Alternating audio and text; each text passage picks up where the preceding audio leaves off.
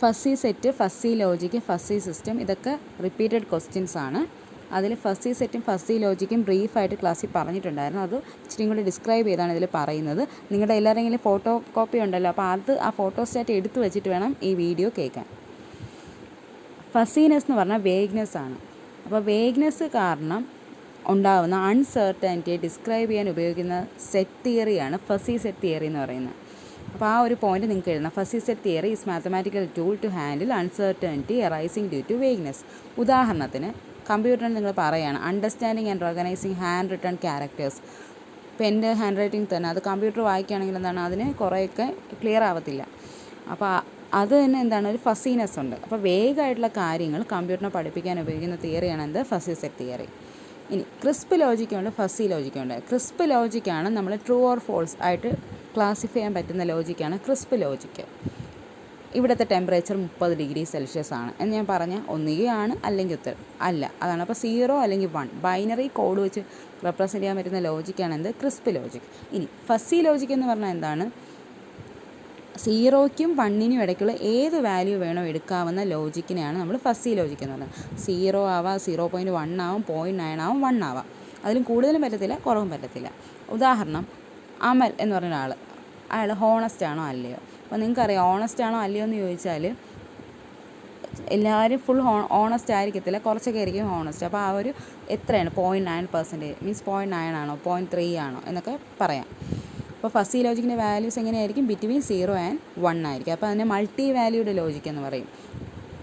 Crisp logic binary ലോജിക്കാണെങ്കിൽ fuzzy logic എന്താണ്? Multi valued ലോജിക്കാണ്.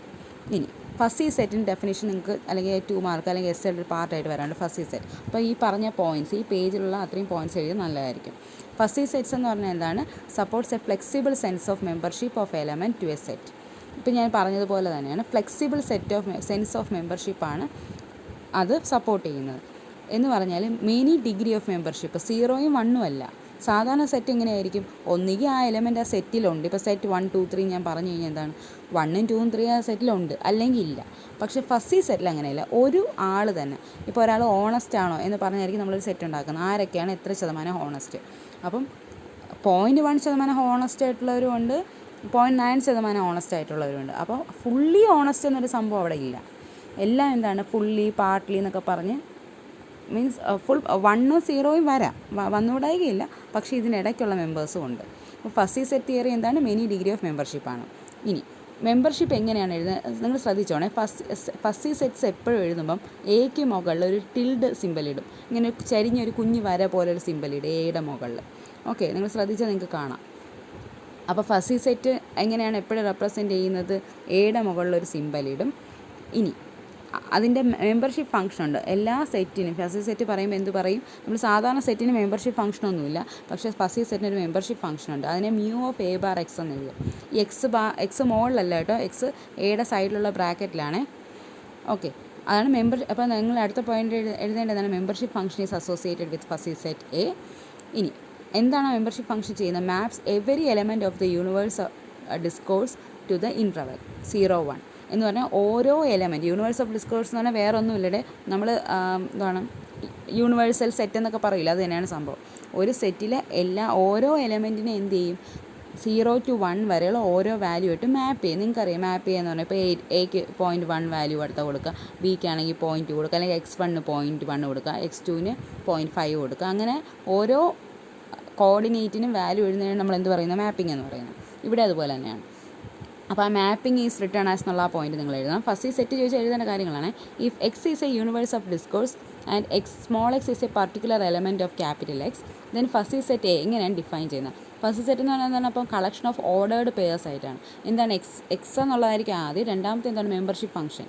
ഞാൻ പറഞ്ഞ മെമ്പർഷിപ്പ് ഫംഗ്ഷൻ എന്ന് പറയുന്നത് എന്തായിരിക്കും? 0.1 0.2 0.9 ഒക്കെ ആയിരിക്കും അതിൻ്റെ വാല്യൂസ്. ഓക്കെ, അപ്പോൾ ഈ ഡെഫിനിഷൻ എഴുതുന്നത് A is equal to ordered pair X mu A X X belongs to capital X. ഇനി ഇതിലെ ഓരോ പെയറിനെയും നമ്മൾ എന്ത് പറയും? സിംഗിൾ ടൺ എന്ന് പറയാം. അപ്പോൾ നമുക്ക് എന്ത് പറയാം? Fuzzy set is a union of all singleton എന്ന് പറയാം. ഇനി ഡിസ്ക്രീറ്റ് കേസിലാണ് നമുക്ക് എങ്ങനെ എഴുതാം?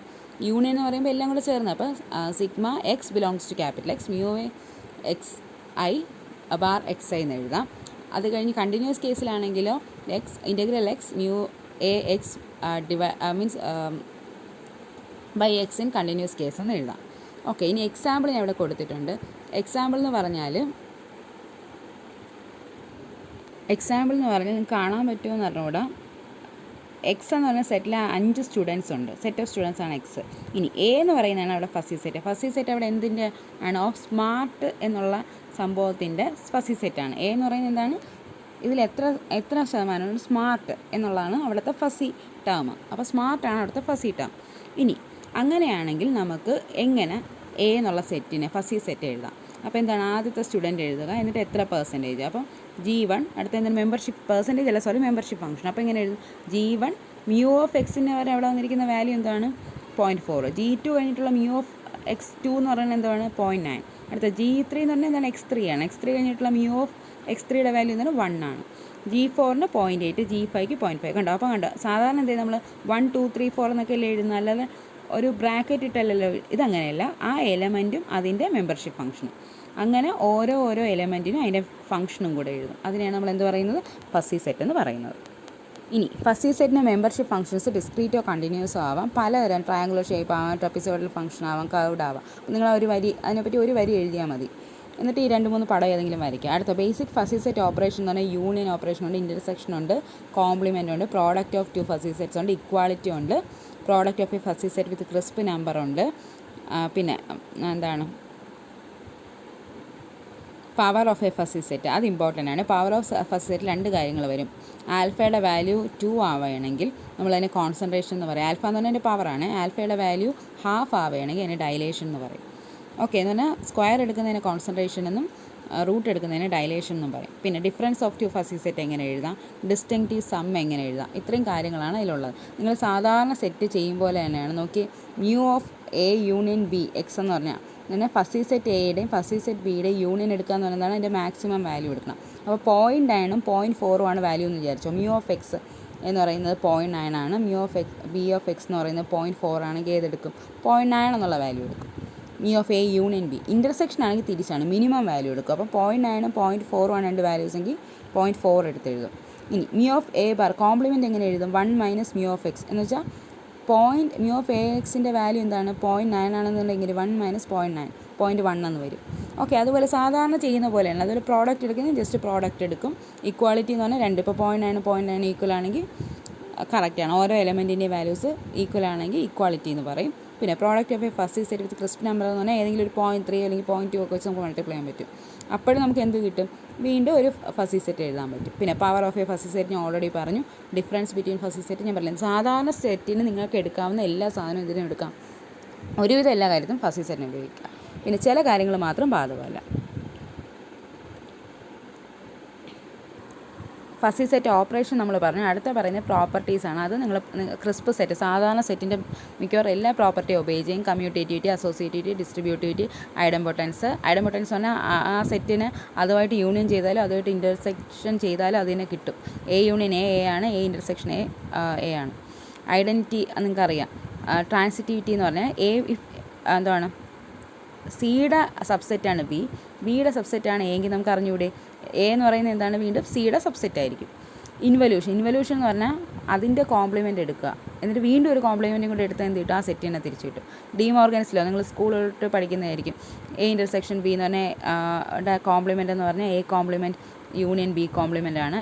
എ യൂണിയൻ ബിയുടെ കോംപ്ലിമെൻ്റ് എന്ന് പറഞ്ഞാൽ A compliment intersection B compliment എന്നാണ്. ഇനി ഫസി സെറ്റ്സിൻ്റെ ഒരേ ഒരു വ്യത്യാസം എന്ന് പറഞ്ഞാൽ സാധാരണ സെറ്റ് ഫസി സെറ്റ്സിന് ഓവർലാപ്പ് ചെയ്യാൻ പറ്റും. ചില വാല്യൂസ് രണ്ടിലും കാണും.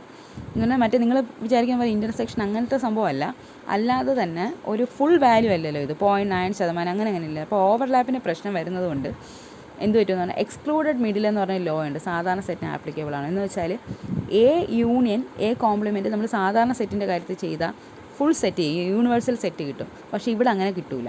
യൂണിവേഴ്സൽ സെറ്റിനാണ് എക്സ് ക്യാപിറ്റൽ എക്സ് എന്ന് പറഞ്ഞ് എഴുതുന്നത്.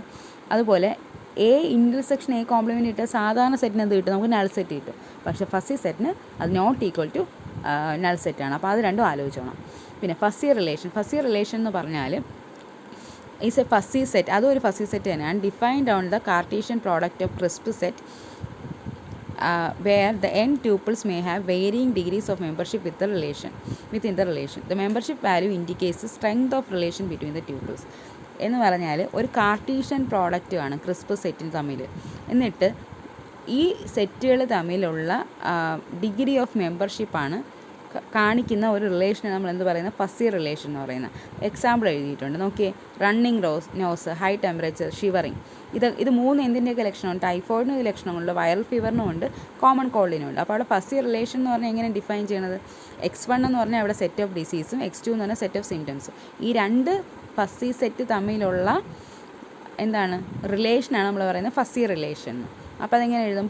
ടൈഫോയിഡിനാണെങ്കിൽ റണ്ണിങ് നോസ് 0.1 ആയിരിക്കും, വൈറൽ ഫീവർ 0.2, കോമൺ കോൾഡിന് 0.9. എന്നാൽ അത്രയും സാധ്യതയുണ്ട് റണ്ണിങ് നോസ് ഉണ്ടാവാൻ. അതേസമയം ഷിവറിങ് ഉണ്ടാകുന്ന ഏറ്റവും കൂടുതൽ എന്തിനായിരിക്കും? ടൈഫോയിഡിനായിരിക്കും. അല്ല, ഹൈ ടെമ്പറേച്ചർ ഏറ്റവും കൂടുതൽ എന്തിനായിരിക്കും? ടൈഫോയിഡിനും വൈറൽ ഫീവറിനായിരിക്കും. മനസ്സിലായോ? രണ്ട് സെറ്റ് ഓഫ് സംഭവങ്ങൾ തമ്മിലുള്ള എത്രയെങ്കിലും പെർസെൻറ്റേജ് ഓഫ് റിലേഷനെ കാണിക്കുന്നതാണ് എന്ത്? Fuzzy relation. അതുപോലെ ഫസ്സി കാർട്ടീഷ്യൻ പ്രോഡക്റ്റ് എന്ന് പറഞ്ഞാൽ ഈ പറഞ്ഞ റിലേഷൻ R എന്ന് പറഞ്ഞ് എഴുതുകയാണെങ്കിൽ A ക്രോസ് B എന്ന് പറഞ്ഞ് നമുക്ക് എഴുതാം.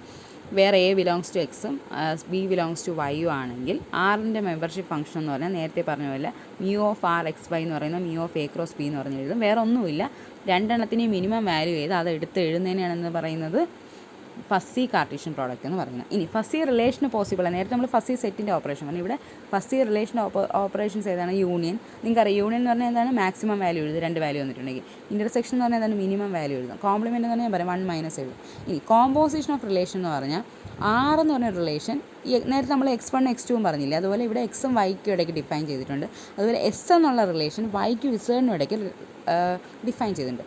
എങ്കിൽ R ഒരു കുഞ്ഞ് O പോലെ ഇട്ടിട്ട് അല്ലെങ്കിൽ ഡോട്ട് പോലെ ടെസ്റ്റ് എന്ന് എഴുതില്ലേ, അതിനെയാണ് കോമ്പോസിഷൻ ഓഫ് റിലേഷൻ എന്ന് പറയുന്നത്. അതിന് ഡിഫൈൻ ചെയ്യുന്നതെന്ന് പറഞ്ഞാൽ രണ്ട് റിലേഷൻ്റെ കോമ്പോസിഷൻ കണ്ടുപിടിക്കാൻ പറയുകയാണെങ്കിൽ നമ്മൾ ചെയ്യേണ്ട maximum of Y belongs to Y, minimum of mu of R XY, mu of S YZ. ഇത് വേറെ ഒന്നുമില്ല, നിങ്ങൾക്ക് നോക്കുമ്പോൾ മനസ്സിലാവും. അപ്പോൾ മിനിമം ഓഫ് എന്നുള്ളതിൽ രണ്ട് വാല്യൂ തന്നിരിക്കുക. അപ്പോൾ രണ്ട് വാല്യൂവിൻ്റെയും 0.1ഉം 0.3 ആണെങ്കിൽ നിങ്ങൾക്കറിയാം 0.1 അല്ലേ മിനിമം. അപ്പോൾ ആ വാല്യൂ എടുത്ത് എഴുതും. ഇനി അതും വേറെ ഏതെങ്കിലും ഒരു വാല്യൂ ആയിട്ട് കമ്പയർ ചെയ്യാൻ കാണും. അപ്പോൾ അതിൽ രണ്ടിൽ ഏറ്റവും കൂടുതൽ ഏതോ അതിൻ്റെ വാല്യൂ ആണ് ഇവിടുത്തെ വെളിയിൽ എഴുതുന്നത്. അത് മാക്സിമം ഓഫ് മിനിമം ഓഫ് രണ്ട് സംഭവങ്ങളെന്ന് പറഞ്ഞ് വരും. ഇതിൻ്റെ എക്സാമ്പിൾ പ്രോബ്ലംസ് നിങ്ങളുടെ ടെക്സ്റ്റിൽ ഇതിൽ കൊടുത്തിട്ടുണ്ട് കേട്ടോ. ഡൗട്ട് ഉണ്ടെങ്കിൽ എൻ്റെ അടുത്ത് ചോദിച്ചാൽ മതി. ഓക്കെ, ഇത് പ്രോബ്ലം അങ്ങനെ ചോദിക്കാറില്ല, പക്ഷേ പ്രോബ്ലം ചോദിച്ചാൽ ഏറ്റവും എളുപ്പമുള്ള സാധനമാണ് ഇത്, വിട്ടിട്ട് പോകരുത്.